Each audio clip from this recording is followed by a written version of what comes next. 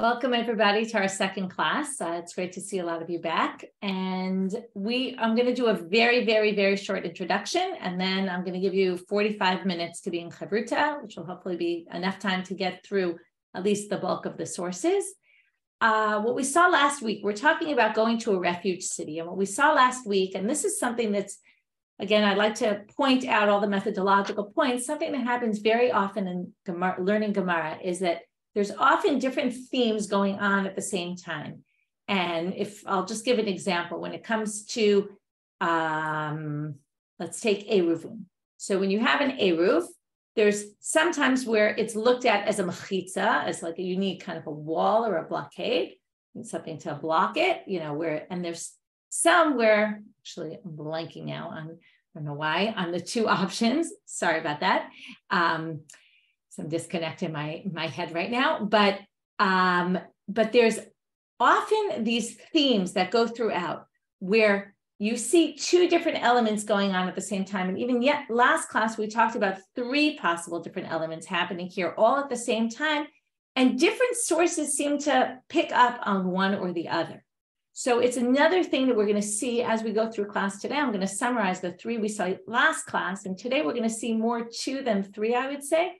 We talked about punishment, that the Miklat serves to punish the person who killed accidentally.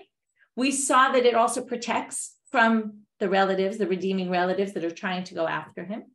And then we have this other element that we talked about, which is going to come up more in the later classes, which is the issue of atonement. That it also provides this ability to atone, which is a little bit connected with punishment, because punishment is actually meant to atone. But it's a little bit different, and we'll get to that when we get to the atonement issue. But today, I want you to, as you read the sources, to keep in your mind this issue of the punishment versus the protection. Okay, I'm going to send you now to Chavruta. What we're going to do is learn a section from the Mishnah, then we're going to move to the Gemara on it. And then what you always have to be keeping in mind is there's a lot of things that, the Gemara is not it's not I would say, it's not a book that always you can read it and understand exactly what's going on. And sometimes when you read something, if you really think about it, you'll realize that something really doesn't make sense. And it's not only because maybe you're a beginner and maybe you didn't understand it properly, but sometimes there's things in the Gemara that actually don't make perfect sense. And today we're going to have one of those where something in the Gemara doesn't really seem to jive.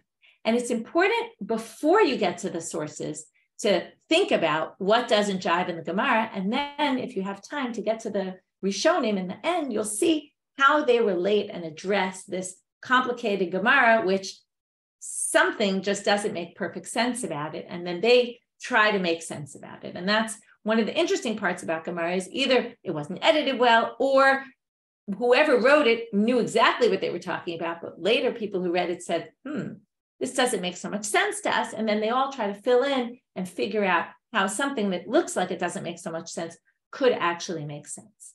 So with that, I'm going to send you to Chavrutot. And like I said last week, the Chavrutot are geared to kind of be multi-level. So you can do them, if you're good with Hebrew and Aramaic, you can do them. I also gave you words and explanations. So you're not really totally on your own with the Aramaic, but you can try to follow in the Gemara itself. We have the PDFs of the Gemara, and you can try to do it. If that's not good for you, then you can follow with the English translation, and that's great also. And everybody kind of can approach the sources at their own level. And if there's things you don't understand, often continue to the next question, because the next question sometimes answers the previous question. I try to kind of put hints along so that you don't get stuck on any one thing. I will try to go in and out of some of the rooms like I did last time. I can't promise to get to all of them, but I will try to go in and help.